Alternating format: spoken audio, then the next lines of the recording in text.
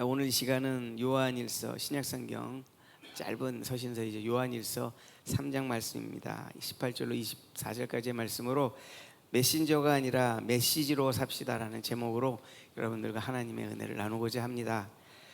오늘 찬양 중에 저도 참 많은 분들이 이 찬양을 좋아하시죠. 하나님 한 번도 나를 실망시킨 적 없으시고, 왜 우리 이 어떤 찬양이나 이 노래에는 나가 이렇게 살아갈 때 이렇게 뭔가 개인적인 특별한 이런 인연이 있지 않습니까? 저는 이 찬양을 처음 만난 게 벌써 20년이 넘었네요. 제가 처음 많이 육체적으로 힘들고 어려웠을 때에, 그래서 오랜 병상 생활을 하고서 참으로 무기력에 빠져 있고 나가서 이제 사회 나가서는 어떻게 살아야 될까를 생각할 때에 제 아내의 견우로 멀리 캐나다로 예수 제자 훈련을 가게 됩니다. 아무것도 모르고요.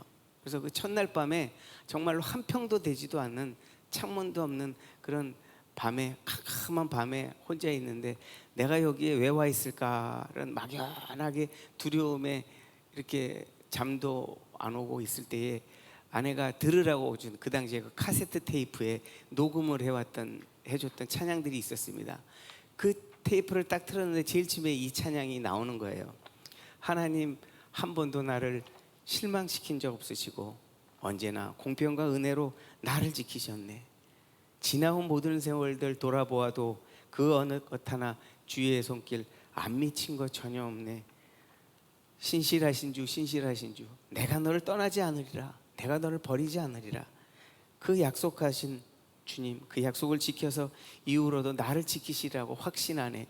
그때는 사실 확신은 못했습니다. 근데 나를 버리지 않으시다라는 그 말에 이제 힘을 얻고, 그때서부터 사실 찬송가도 제대로 모르고 주의 기도도 제대로 몰랐던 제가 예수 제자 훈련에 가게 돼서 그날서부터 훈련을 시작하면서 오늘에 이르러서 이렇게 지금 여러분들 앞에서 말씀 전하는 자로 살아가고 있습니다. 참으로 좀 어찌 보면은 부끄러웠던 인생이지만 하나님의 그 은혜가 아니셨다면 지금 제가 여기서 이렇게 살아갈 수 있었을까 하는 생각으로 다시금 늘 이 찬양을 부르면은 그때 그 생각이 나서 여러분들과 함께 한번 나누어 봤습니다.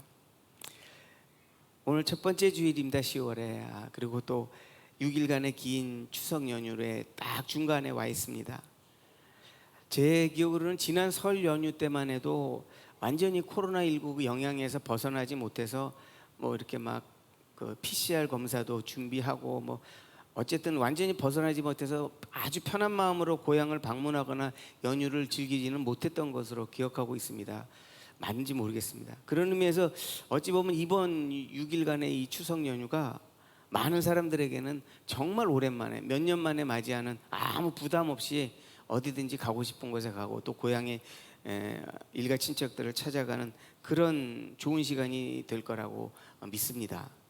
남은 연휴 기간 동안 우리 사랑하는 청담아름다운 성도 여러분들의 모든 각자의 형편에 맞추셔서 참으로 어렵고 힘들었던 그 몸과 마음을 추스리시는 재충전의 시간을 가지시는 그런 추석 연휴가 되시기를 원합니다. 저희 추석 명절과 가장 비슷한 미국 명절이 있죠. 추수감사절. 아마 그게 제가 알기로는 정확하게 미국에서는 11월, 다음 달이죠. 11월 네 번째 주 목요일 날로 정해져 있습니다. 이제 두 달 조금 못 남았네요. 우리 추석처럼 미국 사람들도 이 땡스기빙 데이는 굉장히 큰 명절입니다. 그래서 그때는 다 정말로 몇 년 만에 집에도 내려가고 이렇습니다. 이 미국 동부의 북부 쪽에 그 매사추세츠 주라는 곳에 그 보스턴이라는 곳이 있죠. 하버드 대학이 있는 그 보스턴에서요, 자동차로 한 50분 정도 더 가면은 플리머스라는 도시가 나옵니다. 그곳은 마치 17세기로 시간 여행을 가는 것 같은 그런 아주 고풍스러운 도시입니다. 바로 그것이 1620년이죠. 그럼 벌써 한 400년이네요. 400년 전에 그 메이플라워를 타고 영국에서 그 청교도들이 처음으로 건너가서 정착한 땅이 바로 플리머스라는 곳입니다. 거기서 이제 추수감사절의 근원지가 되는 것이죠.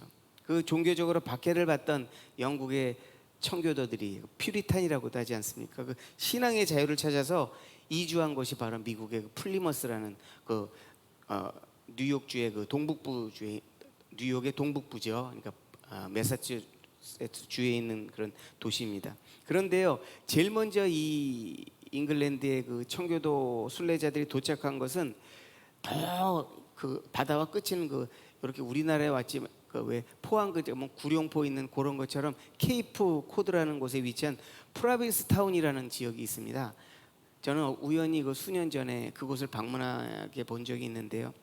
그 영국의 그 청교도 순례자들이 처음에 도착한 게 아무래도 배가 되는 곳이 그 가장 그쪽이 되다 보니까 플라비스 타운을 했는데 너무 추웠고 바람이 너무 세갖고 제가 그날도 한 11월경에 갔는데 정말 춥더라고요. 귀가 막 떨어져 나갈 정도로. 그러다 보니까 그 처음 도착한 프로비스 타운을 포기하고 그 플리스머스에 정착했다고 합니다. 뭐 그것도 그렇게 좋은 환경의 날씨는 아니었습니다. 그래서 이 개척자들은 그 추위와 질병 그리고 식량 부족 또 그곳에 원래 살았던 원주민들과의 마찰 때문에 그 절박한 그 상황 속에서도 그래서 도착한 지 3개월 안에 거의 같이 간 사람의 절반인 한 102명이 죽습니다. 그래도 그 나머지 사람들이 신앙과 그 의지력으로 그 겨울을 이겨내고 땅을 개간해서 그래서 결실을 맺게 됩니다. 그래서 그들이 이주해 온 다음해인 1961년에 그 가을에 하나님께 감사 예배를 드리는 거죠. 추수감사 예배를. 그 추수감사절에 칠면조 고기와 호박 파이를 먹은 것이 지금까지도 유래가 돼서 내려오고 있는 것입니다. 제가 이 예배 설교문을 작성하면서 이 얘기를 적다가 올해 추수감사절 2달 후에는 혹시 우리 교회에서도 다시 칠면조 고기를 먹을 수 있지 않을까 이렇게 소망만 해봅니다. 참 이게 어려운 일이라고 믿습니다. 또 간절히 기도하면 들어주시지 않겠습니까? 올 추수감사절 때 저희 교회에서 칠면조 고기와 호박파이를 먹을 줄로 믿습니다. 요즘처럼 전 세계 사람들이 어려움에 살아가는 때에 아마 세계 2차 대전 이후 제일 어려운 시기라고 해도 과언이 아닐 것입니다. 하다못해 없던 걱정도 생기는 것 같아요. 가만히 있으면 장기간 지속된 이 코로나19의 어려움은 뭐 말할 것도 없고 지금 세계 곳곳에서 전쟁이 일어나지요. 또 내전이 일어나지요. 지진이 일어나지요. 홍수 일어나지요. 태풍 또 그 하와이 지역은 또 그 산불로 인해서 그 관광 지역 하나가 전부 다 전소돼 버렸죠. 하여튼 이 재난의 상태가 계속됩니다. 그 북극의 그 빙하는 계속 녹아내고 있고 평균 온도는 계속 올라가고 있고 참 이런 상황 속에서 여러분들은 사시면서 도대체 무엇에 삶의 가치를 두고 살아가고 계십니까? 당장 내 앞에 내 코앞에 닥친 먹고 사는 문제 또 자녀들의 미래, 장래 그런 것들 해결하기 위해서 몸부림치고 있는 게 현실입니다. 또 그게 어느 정도 해결되면 참 우리는 인간이 간사해서 그런지 또 조금 더 나은, 조금 더 많이 원하고 살아갑니다. 끊임없이 내 주위에 내 삶의 경쟁자들 견주어 보면서 그 사람들보다는 내가 조금 더 높이 올라가고 싶고 그 사람들보다는 내가 질적으로 조금 퀄리티 높은 삶을 살고 싶고 그 사람들보다는 내가 조금 많이 갖고 싶고 도대체 얼마나 내가 많이 갖고 얼마나 높이 올라가야지 그래서 그래야만이 내 삶이 성공한 삶이냐 실패한 삶이냐 그걸로 판가름하고 살아가는 게 우리의 현실 아니겠습니까? 사랑하는 성도 여러분, 참으로 우리가 그리스도인으로 살아가면서 깨달는 것은 우리 인생 가운데 우리가 생각하기에는 잘못하고 어리석은 일로 인해서 실패도 당하고 고통을 당하는 시기가 있었습니다. 그런데 그 시기가 지나고 보니 그 어려웠던 시기가 지금의 나를 있게 한 하나님의 섭리 안에서 이루어졌다는 것을 저는 정말로 살면서 새록새록 느끼고 삽니다. 제가 아까 이 오신실하신 주 이 찬양을 한번 가사를 읽어드렸지만 저는 이 찬양을 처음 들을 때 그 조그마한 캐나다의 그 저 먼 그 위슬러라는 예전에 올림픽을 했던 그 시골 가는 그 길에 B&B 조그만 방에서 이걸 들으면서 제가 목사가 되리라고는 꿈에도 생각을 해본 적이 없습니다. 이 찬양을 들으면서 말이죠. 그런데 신실하신 하나님, 이 약속이 제가 한 약속은 아니지만 하나님이 약속하시고 제 아내가 약속한 것을 지키셔서 이후로도 계속 지켜주셔서 지금 오늘 이렇게 말씀을 전하고 있다라고 믿습니다.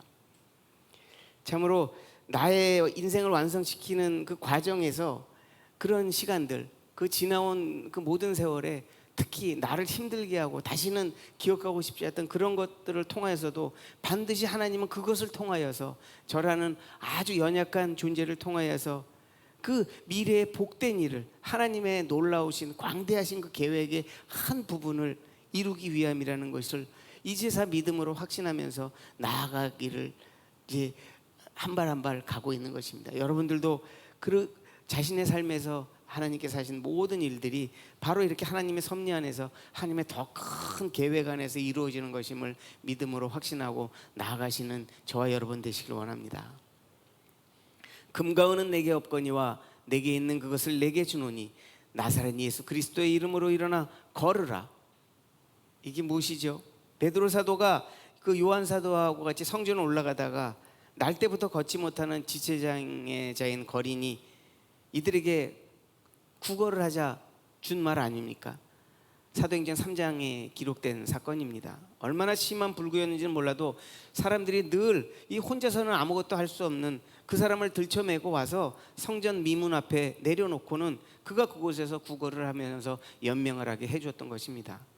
이 사람은 아예 사람들이 그 구걸할 장소에다가 데려다 주면 그래야만이 겨우 구걸해서 연명하는, 정말로 혼자서는 아무것도 못하는, 그저 굶어 죽을 수밖에 없는 그런 중증 장애자입니다.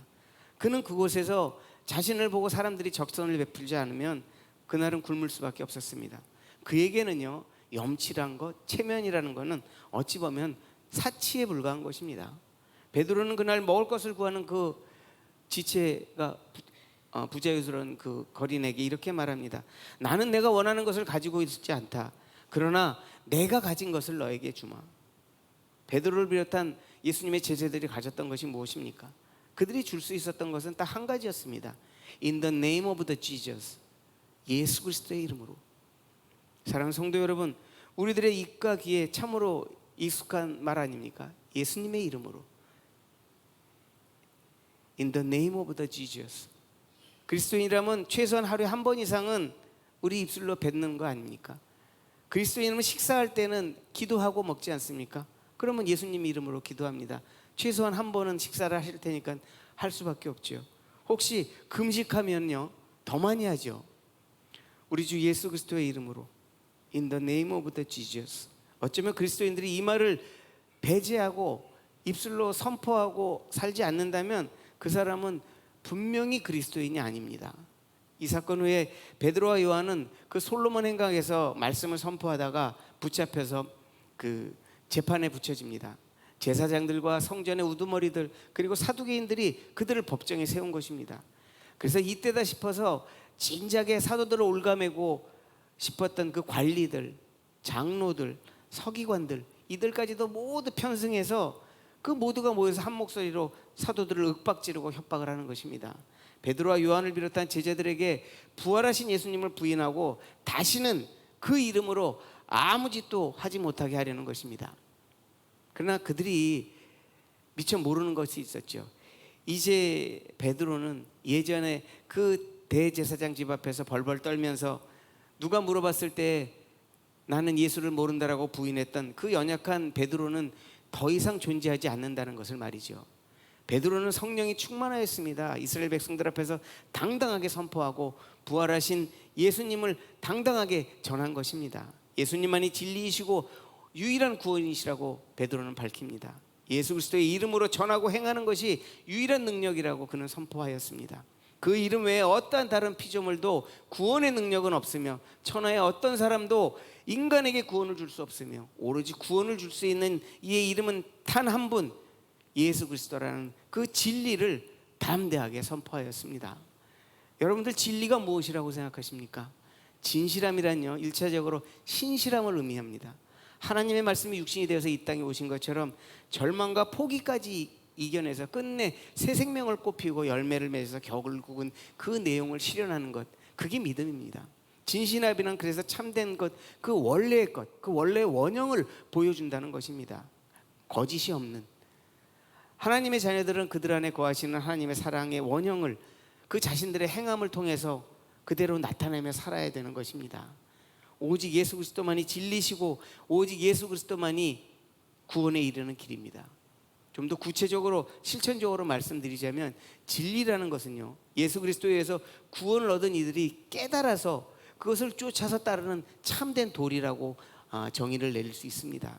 자신의 것이 아니라 거짓된 것이 아니라 이를 통해 우리에게 주신 하나님 아버지의 사랑을 우리의 그 마음을 통해서 우리의 행함을 통해서 세상에 플로잉 되시는 겁니다.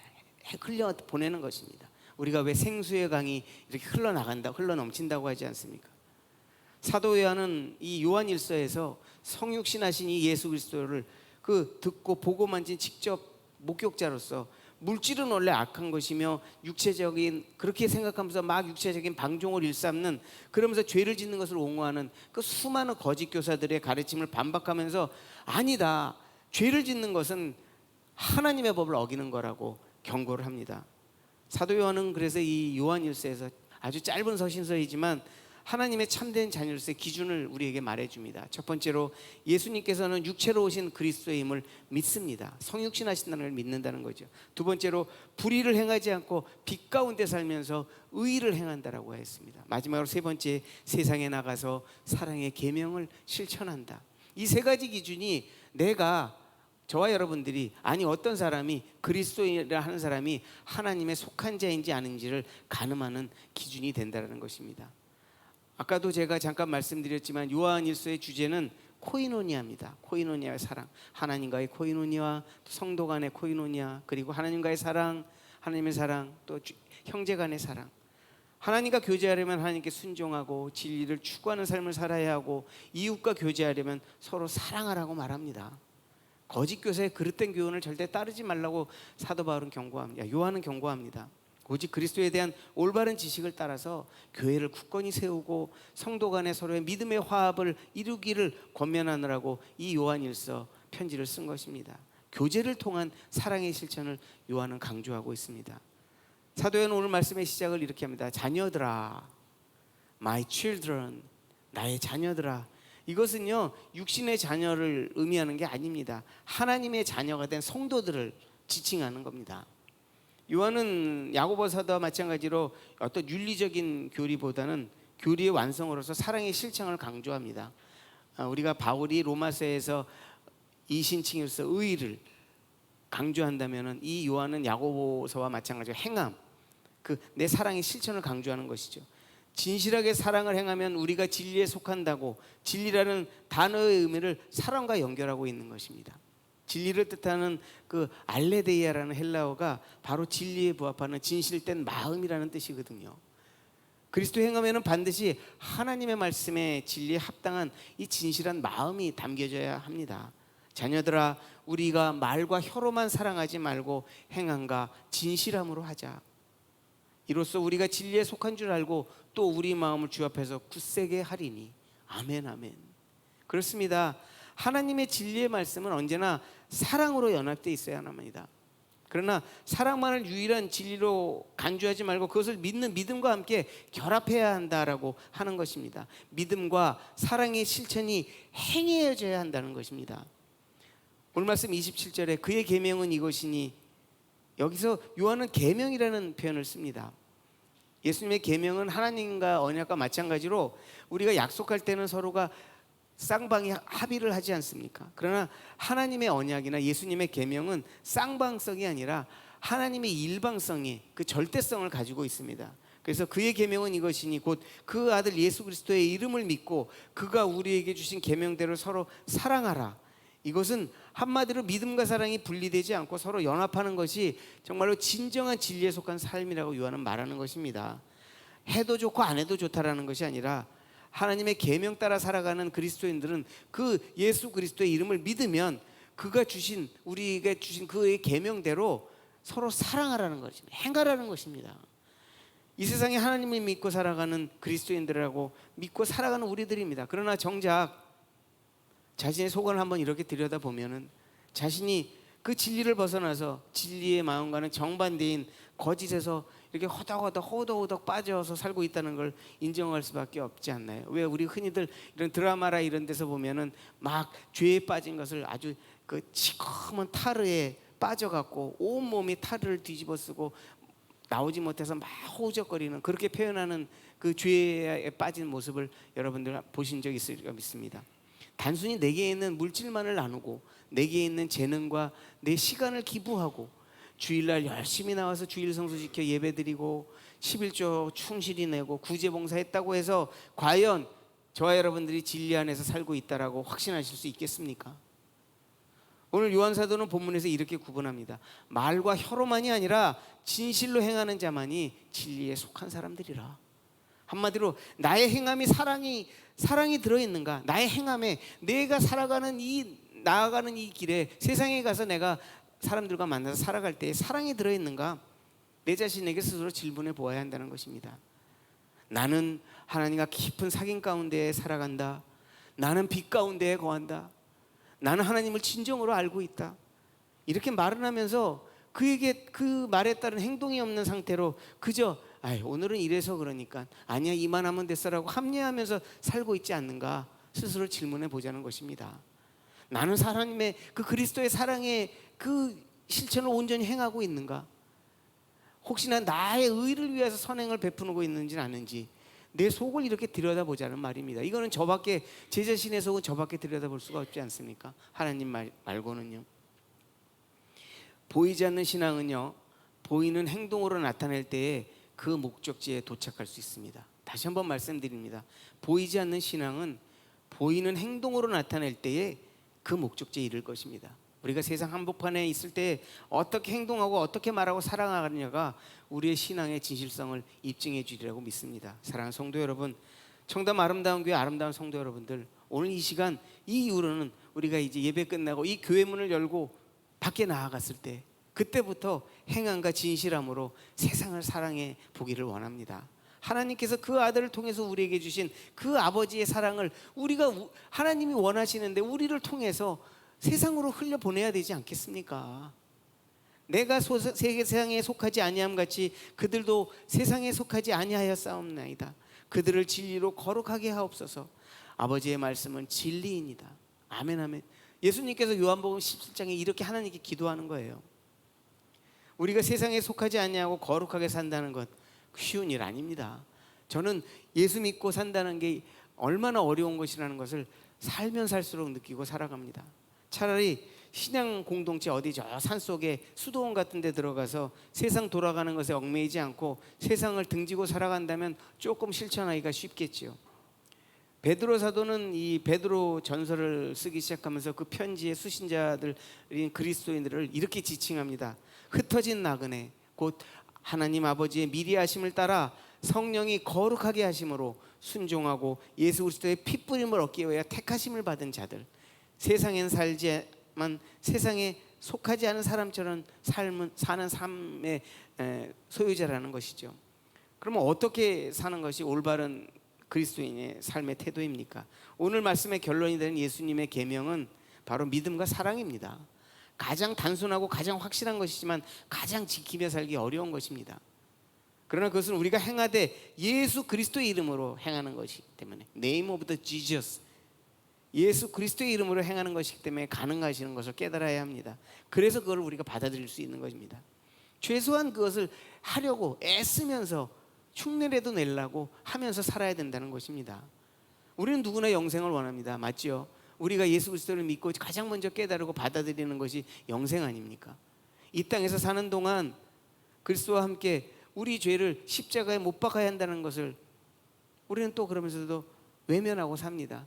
어떨 때는 편리하게 십자가에 살짝 양다리를 거쳐서 내가 편할 때는 살짝 세상 쪽으로 이렇게 스탠스를 놓았다가 또 내가 어렵고 힘들 때는 십자가 안으로 살짝 들어옵니다. 신뢰합니다. 그러고 우리는 이 궁핍한 변명과 자기 합리화로 작든 크든 그 죄를 덮고 남에게 들키지만 않으면 된다고 생각합니다. 누가 그러죠? 감옥에 있는 죄수는 들킨 죄인이고 세상에 사는 사람들은 안 들킨 죄인이라고요. 우리의 육신이 죽을 때 혹시 가지고 있는 이 몸의 기관이 건강하다면 각기 다른 한 사람의 장기로 기증되어서 쓰여질 수 있을 것입니다. 그러나 눈 하나로 100명의 눈을 대신해 줄 수는 없습니다. 심장 하나로 몇 명을 살리는 것은 불가능합니다. 그러나 우리가 지금 하나님께서 주신 이 자리에서 할 수 있는 일을 함께함에 있어서 나의 있는 모습 그대로 그대로 주 예수 그리스도의 이름으로 그 진실로 나의 가진 것을 나누고 살아간다면 100명, 1000명, 10,000명, 수만 명에게까지도 그것을 나누며 살아가고 그들에게 도움을 주고 힘이 되줄 수 있다는 것입니다. 우리들이 스스로 성화의 삶을 살려고 진실되게 살려고 발버둥 치며 살아간다면 우리가 어디서 무슨 일을 하든지는 상관이 없습니다. 그것이 바로 예수님의 계명을 지키고 사랑을 실천하고 살아가는 것이기 때문이죠. 그런 삶을 살면서 우리가 나도 모르게 복음을 전한다면, 내가 복음이 된다면 그 얼마나 많은 이 땅에 눈과 귀고 가라앉혀서 복음을 듣지 못하는 그 잃어버린 영혼들을 하나님께서 돌아오는 일에 단 한 명이라도 잃어버린 영혼을 나를 통하여서 하나님께서 하나님께 돌아오게 하신다면 이 얼마나 기쁘고 정말로 내 인생에 이젠 정말로 값어치 있는 일 아니겠습니까? 그렇게 쓰임받을지 아무도 모르는 것입니다. 꼭 내가 지금 작정하고 아프리카 오지나 어디 저기 먼데 그런 데 가야만 되는 것이 아니라는 겁니다. 저와 여러분 이런 기대를 하면서 남은 삶 살아가시길 소망합니다. 비록 아직 제 자신도 마찬가지입니다. 때때로는 넘어지고 쓰러지고 참 이 약한 모습을 보일 수밖에 없습니다. 또 내 안에 이 쾌락과 내 안에 이 증오와 내 안에 이 탐욕이 자꾸 저를 부추깁니다. 그러나 중요한 것은 나의 삶을 내게 삶을 주시고 새로운 거듭난 삶을 주시고 또 그 삶을 주관하시는 분이 여호와 하나님 한 분이신다는 것을 늘 되새기고 확신하며 사는 것입니다. 사도 요한은 이렇게 위로의 말을 우리에게 전합니다. 오늘 20절 말씀입니다. 사랑하는 자들아 우리 마음이 혹 우리를 책망할 일이 있어도 하나님은 우리 마음보다 크시고 모든 것을 아시기 때문이라. 아멘 아멘. 하나님께서 우리의 마음보다 크시다라고 합니다. 이게 무슨 말입니까? 여러분들 제가 예전에 읽은 책인데 그 1차원의 세계, 2차원의 세계, 3차원의 세계를 이렇게 형상화해서 만든 책이 있습니다. 플랫 아일랜드인가 뭐 그런 책입니다.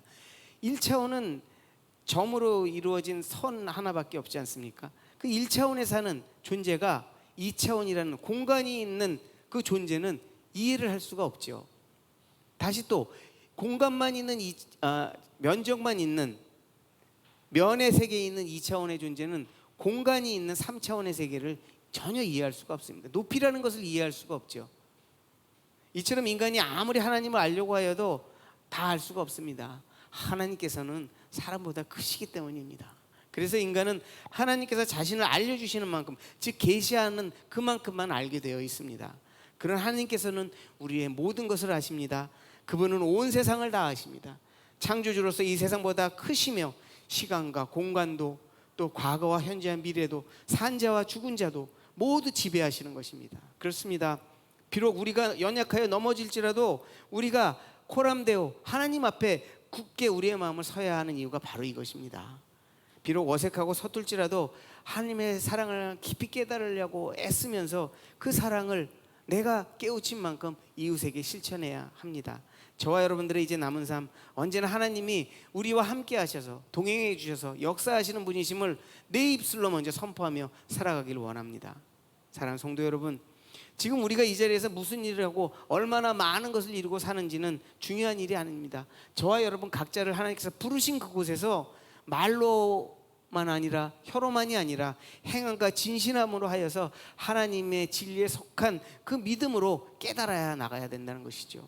언제나 우리의 마음을 예수 그리스도의 이름으로 움직이면 우리 마음에 책망할 것이면 책망할 것이 있는 대로 없으면 없는 대로 우리가 구하는 바를 하나님께서 채워주시라고 저는 확신합니다. 그리스도인이 가장 소중하게 생각하는 것이 무엇입니까? 당연히 하나님 말씀이 기록된 성경이죠. 우리는 성경을 날마다 읽고 묵상합니다. 뭐 조금 찔리시는 분들도 있으시겠지만 그래도 성경을 날마다 읽고 묵상한다라고 믿습니다. 설교자는 또 그 성경을 성도들에게 말씀을 전합니다. 성도들은 성경을 매일 읽고 묵상하고 많은 성경 구절을 암송합니다. 아멘입니까? 아멘이 작으시군요. 그런데 우리의 삶이 이 세상의 사람들과 아무런 구별도 되지 않는다면 그 아무리 성경 구절 읽고 암송하면 그게 무슨 소용이 있겠습니까? 세상 사람들과 다를 게 하나도 없고 입에서는 성경 구절이 줄줄줄줄 나오는데 세상 사람들 삶과는 전혀 구별이 안 돼요. 성경 아무리 많이 읽고 묵상하고 외워도 그래서 그냥 그 말씀을 이렇게 입술로 전하는 메신저의 역할로 하는 삶은 온전한 그리스도인의 삶이 아니라는 것입니다. 참으로 견디기 어려웠던 지난 3년간의 이 코로나19 그 코로나 팬데믹 시대를 이제 끝내고 이제 코로나 엔데믹 시대를 살아가야 됩니다. 세상 삶에 찌들고 찌들어서 지쳐서 이제는 두려운 마음까지도 들어가는 이때입니다. 우리 그리스도인들도 뭐 예외는 아니죠. 똑같이 하나님의 일반 은총을 받고 살아가는 세상 사람들과 똑같이 공기를 마시고 똑같은 물을 마시고 살아갈 수밖에 없는, 그러나 이 세상의 빛과 소금이다라는 그 메신저의 역할은 고사하고 사람들을 오히려 피곤하게 하고 불편하게 하는 불편러, 애물단지 같은 존재가 되어서는 안 될 것입니다. 썩어지지 않고 더럽지 않고 영원히 쇠하지 않는 하나님의 나라를 바라보고 살아가는, 그곳에 소망을 두고 살아가는 존재들인데 오히려 썩어지고 더럽고 쇠하는 그런 것들에 적당히 탐욕하고 욕심을 내며 살아갈 수는 없는 것입니다. 교회 안에서는 성숙하고 교회 안에서는 참으로 거룩한데 이게 교회 문만 열고 나가면은 겉만 그리스도인인 것입니다. 이것이 바로 우리가 입으로 반 하나님의 말씀과 도를 전하려는 단순한 메신저의 역할을 하고 살았기 때문이라고 저는 믿습니다.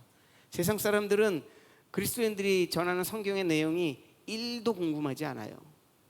원하지도 않습니다. 그러나 그들이 우리 그리스도인들의 삶을 통하여서 성경이 나타나기는 원합니다. 그것을 보고 싶어 합니다.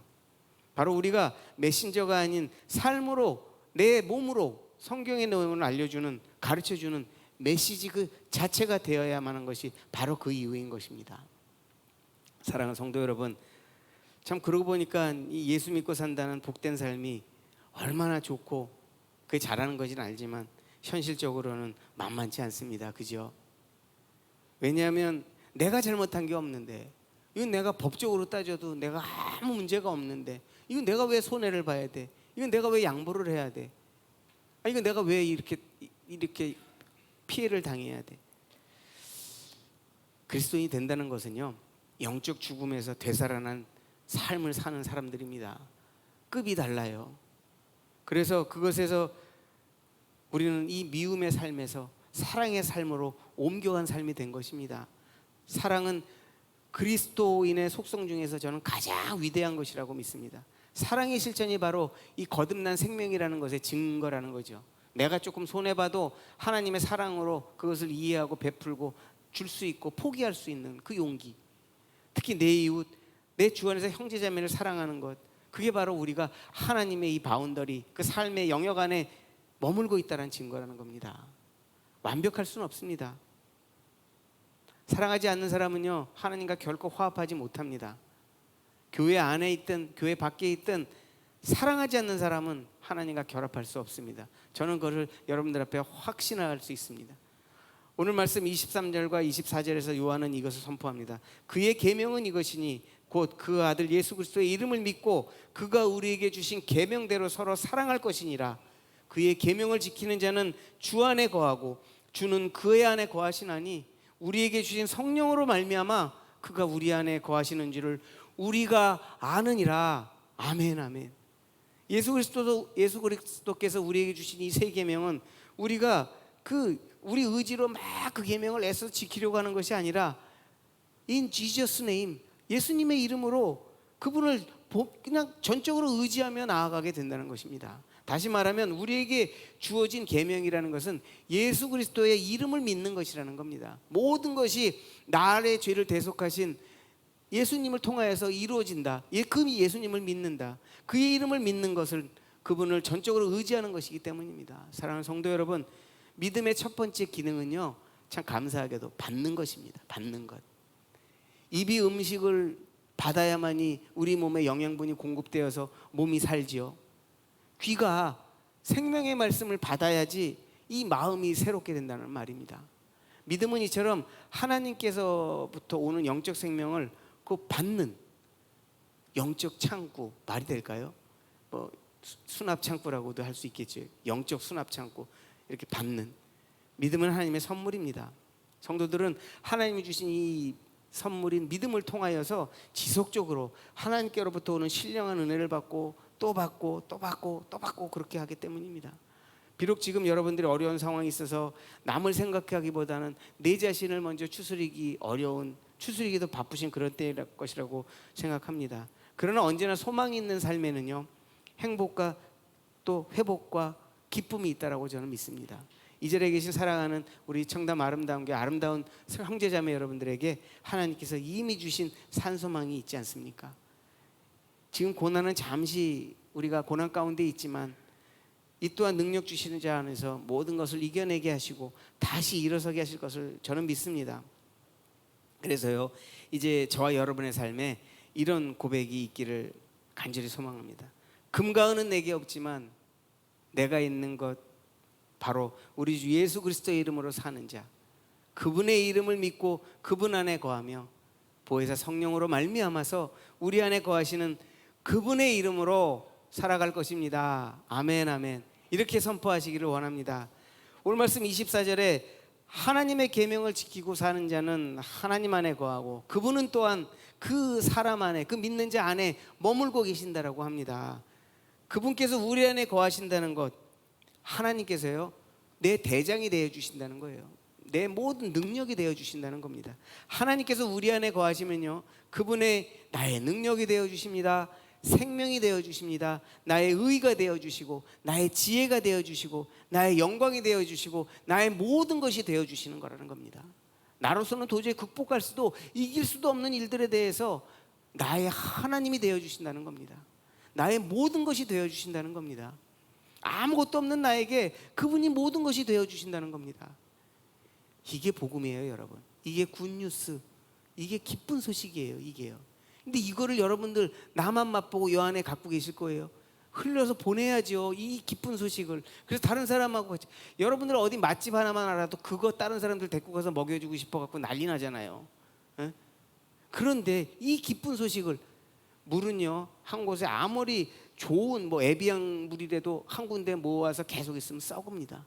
고이면 썩어요. 흘려 보내야 됩니다.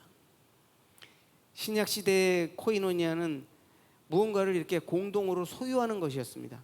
지금도 마찬가지죠. 서로 교제하는 겁니다.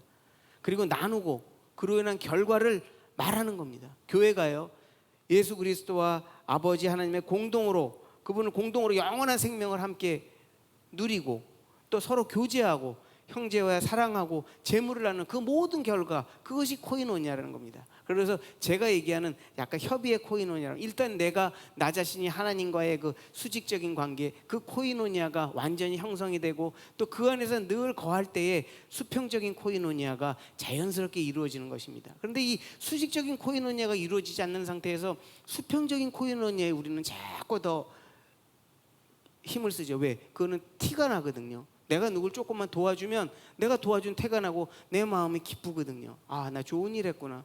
그런데 이 하나님과의 코이노니아가 온전히 성립되지 않고 내가 하는 것이 아니라 내 안에 하나님이 역사하셔서 그 이웃과의 사랑의 코이노니아가 이루어지지 않으면은 나중에 우리에게 뭐가 남는 줄 알아요? 허탈과 나중에는 또 어떤 배신감과 모든 그런 것만 남게 된다는 것이죠. 하나님 앞에서 우리의 하나님이 되어주시는 이 코이노니아 안에서 우리는 그렇기 때문에 진정한 쉼을, 그걸 안식이라고 하죠. 그것을 얻게 되는 것입니다. 무엇보다도 신앙이라는 것이 그런 하나님 안에서 쉬는 법을 배우는 거예요. 그게 신앙입니다. 신앙의 첫걸음입니다. 그분 안에서 쉬는 법을 배우지 못하면 그분의 일을 할 수가 없죠. 힘이 없는데요. 그런 쉼을 가지지 못하면 그 사람은 하나님을 일을 한다고는 하지만 말씀드린 대로 결국 자기 일을 하게 되는 거예요. 자기 유익과 만족을 위한 게 되는 거예요. 그래서 피드백이 오지 않으면 실망하고 화를 내고 뭐 이런 게 있어, 이렇게 되는 겁니다. 사랑하는 성도 여러분, 이제 이 시간 이후로 주 안에서 우리의 삶이 세상을 향해서 메신저가 아니라 메시지로 살기를 간절히 원합니다. 메신저가 되지 말고 나의 살아가는 모습이, 드러나는 행동이, 내 입에서 나오는 말들이 메시지가 되는 삶을 살기를 간절히 원하는 저와 여러분 되시기를 이 시간 소망합니다. 사랑의 복음을 그저 전하는, 성경의 말씀만을 나불나불 전하는 메신저가 되지 말고 사랑의 복음이 되는 내가 메시지 그 자체가 되는 것. 코로나 엔데믹 시기를 맞이하였습니다. 이제 우리 모두는 지금부터라도 세상 사람들에게 그저 성경을 전해주는, 성경 구절을 전해주는 그리스도인이 아니라 성경을 보여주는 그런 참 그리스도인이 되기를 이 시간 간절히 소망합니다. 이게 어찌 보면은 말 그대로 성도들, 거룩한 무리들, 그리스도인들이 살아가는 삶의 자세라고 믿습니다. 오늘 시간 다시 한번 여러분들한테 말씀드립니다. 메신저가 되지 마시고 메시지가 되는 삶을 사시기를 이 시간 간절히 소망합니다. 기도드리겠습니다. 참 좋으신 하나님 아버지, 이제 주를 향하여서 예수 그리스도를 그 참모습을 바라보려고 소망을 가진 자들이 모였습니다. 주님, 주님의 정결하심을 따라 우리의 마음도 정결하게 살아가게 하여 주시옵소서. 살아가면서 악한 자에 속하여 살아 영원한 사망에 이르지 않게 저희를 불쌍히 여겨주시고 항상 행함과 진실함으로 진리에 속하게 하여 주시옵소서. 주님의 임재하심에 거하도록 저희의 몸과 마음을 인도하여 주시옵소서. 저희의 삶이 메신저가 아니라 메시지로 살게 인도하여 주시옵소서. 사랑합니다. 주님 사랑합니다. 주님 사랑합니다. 감사드리며 살아계신 예수님 이름으로 기도드립니다. 아멘.